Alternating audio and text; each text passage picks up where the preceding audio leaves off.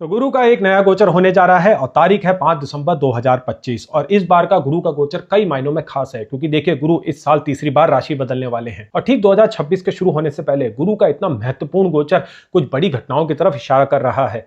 और चलिए 3 simple point में समझते हैं कि क्यों ये गुरु का गोचर इंपॉर्टेंट है और उसकी क्या टेक्निकल डिटेल्स है। पॉइंट नंबर 1, गुरु देखिए एक राशि में गोचर करने के लिए 12 महीने लगाते हैं, लेकिन मई 2025 को गुरु मिथुन राशि में आए और मात्र 5 महीने में पूरे साइन को ट्रांजिट कर लिया। तो यहाँ पे टोटल 7 महीने का डिफरेंस आया है और इसी को गुरु का अतिचारी मोशन कहते हैं। पॉइंट नंबर 2, गुरु जब मिथुन राशि में वक्री अवस्था में एंटर करेंगे तो एक स्टेबल स्पीड के साथ एंटर करेंगे। अब अतिचारी वाला एलिमेंट वो कुछ समय के लिए कैरी नहीं करेंगे, जिसकी वजह से उनके रिजल्ट्स स्टेबल हो जाएंगे और वक्री अवस्था में मिथुन राशि में गुरु के रिजल्ट्स अच्छे माने जाते हैं। पॉइंट नंबर 3, देखिए इसी ड्यूरेशन के दौरान 25 फरवरी से 1 मार्च के बीच में एक बहुत बड़ा कॉस्मिक इवेंट होने वाला है, जिसमें 5 ग्रह कुंभ राशि में एक साथ आ जाएंगे और ये 5 ग्रह होंगे सूर्य, मंगल, शुक्र, बुध और राहु। तो किसी बड़ी घटना की तरफ इशारा हो रहा है और उसको गाइड करेंगे गुरु, क्योंकि गुरु का एस्पेक्ट 9th एस्पेक्ट इन सभी ग्रहों के ऊपर पड़ने वाला है। तो इन्हीं सभी बातों का मैंने गहनता से विश्लेषण किया है और बताया है कि कैसे ये आपकी राशि को प्रभावित करने वाला है। तो चलिए जानते हैं कि कैसे धनु राशि के जातकों को ये गोचर प्रभावित करने वाला है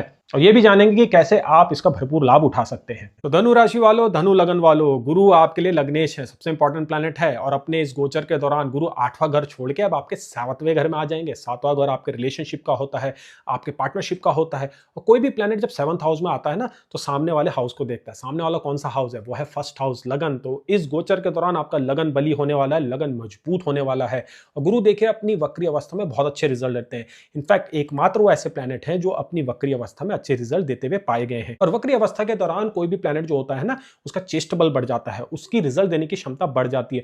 गुरु का इंटेंट यहाँ पे पॉजिटिव है और उसका जो एस्पेक्ट आपके 1st हाउस में पड़ेगा आपको वो काफी कॉन्फिडेंट बना देगा, आपका लक फैक्टर भी मजबूत करेगा। गुरु आपके 4th हाउस लॉर्ड भी है, जो इनर पीस को दिखाता है, डोमेस्टिक पीस को दिखाता है, आपके मदर को इंडिकेट करता है, आपके हाउस को दिखाता है, आपके एसेट्स को दिखाता है। तो देखिए इस ट्रांजिट के दौरान आपके अंदर बहुत महत्वपूर्ण परिवर्तन होने वाले हैं।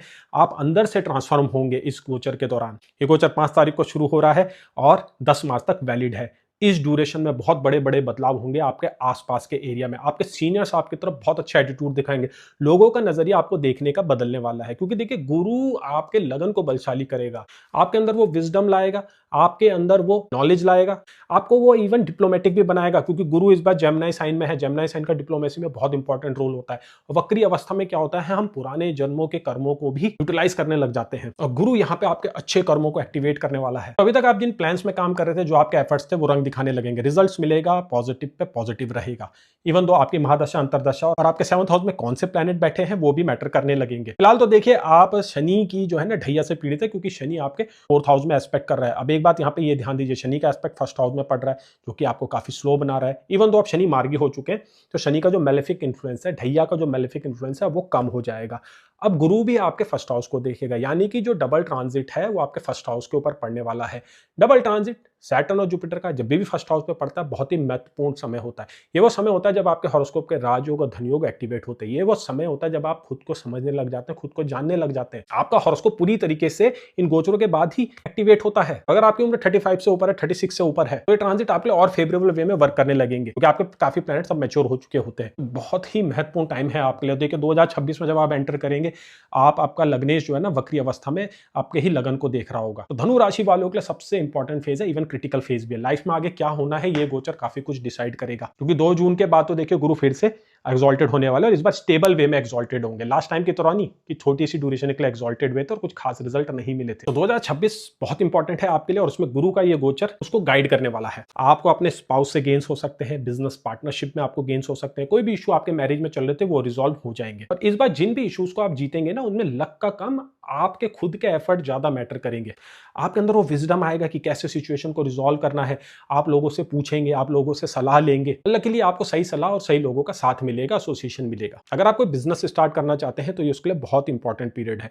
गुरु का एक एस्पेक्ट आपके 11th हाउस में भी पड़ेगा और एक एस्पेक्ट 3rd हाउस में भी पड़ेगा। तो 11th और 3rd हाउस का फाइनेंशियल सक्सेस में, कैरियर के सक्सेस में बड़ा इंपॉर्टेंट रोल होता है। गुरु इनको एक्टिवेट करने वाला है। यहाँ पे कोई भी प्लैनेट बैठे होंगे तो वो भी अच्छा रिजल्ट देने लगेंगे। एक खास बात यह है कि 7 तारीख को मंगल जो है ना धनु राशि में आ रहे हैं, आपके लगन में आ रहे हैं। मंगल आपके लिए बेनिफिक प्लैनेट है, 5th हाउस लॉर्ड है। तो मंगल और गुरु की जो म्यूचुअल एस्पेक्ट है धन योग वाली कंडीशन क्रिएट कर रही है। तो मंगल के वहां गोचर करने से, क्योंकि मंगल आपके 12th हाउस लॉर्ड भी है, अब्रॉड रिलेटेड सिग्निफिकेशंस आपके लिए बेहतर हो जाएगी। अब्रॉड जाना चाहते हो, सपना पूरा हो जाएगा। अब्रॉड में एजुकेशन पाना चाहते हो तो वो भी पूरा हो जाएगा, क्योंकि मार्स आपके लिए 5th हाउस लॉर्ड है, एजुकेशन को रूल करता है। 5th हाउस और कई अच्छी चीजों का होता है। 5th हाउस 9th हाउस से 9th होता है। 9th हाउस का हायर ऑक्टेव होता है, लव रिलेशनशिप को दिखाता है, पेरेंटहुड को दर्शाता है। तो अगर आप कंसीव होना चाहते हैं तो उसमें भी दिसंबर का महीना बहुत इंपॉर्टेंट है। जनवरी का महीना भी काफी इंपॉर्टेंट है। तो साल का जो आगाज होगा वो बहुत अच्छे नोट पे होने वाला है, गुरु की कृपा से, मंगल की कृपा से। रियल एस्टेट से देखिए गेन होते हुए दिख रहा है। अगर आप कोई प्रॉपर्टी बाय करना चाहते हैं तो बहुत अच्छा समय है। अगर आपका कोई लीगल डिस्प्यूट चल रहा है प्रॉपर्टी के अराउंड तो भी अच्छा समय है। इनहेरिटेंस रिलेटेड मैटर भी रिजॉल्व हो जाएंगे। कोई आपकी प्रॉपर्टी किराए पे नहीं चल रही है, पैसा कहीं फंसा हुआ है, तो उसके लिए भी जो है गुरु का ये ट्रांजिट आपको हेल्प करने वाला है। लव अफेयर में जो आपको इश्यूज महसूस हो रहे हैं वो भी इस पीरियड में रिजॉल्व होने लगेंगे।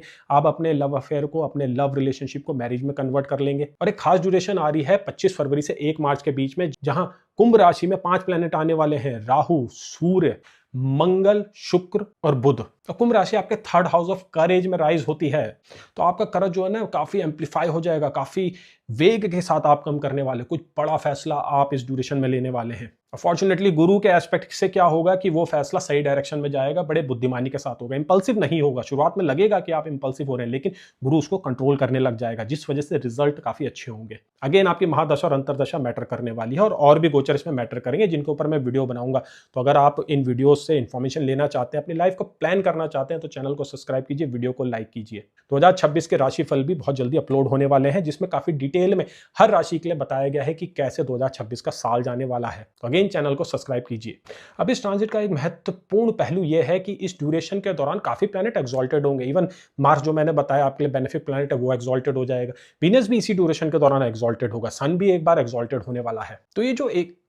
तो ये जो ड्यूरेशन है, इस ड्यूरेशन में आपके जो की प्लैनेट्स है वो भी एक्सॉल्टेड हो रहे हैं, और सारे के सारे जो है ना फॉर्चुनेटली गुरु के कंट्रोल में आ जाएंगे। क्योंकि देखिए जब वीनस एक्सॉल्टेड होगा, वीनस होता तो गुरु की ही राशि में एक्सॉल्टेड है। तो इस पीरियड के दौरान आपका ध्यान काफी लग्जरी के ऊपर जाएगा।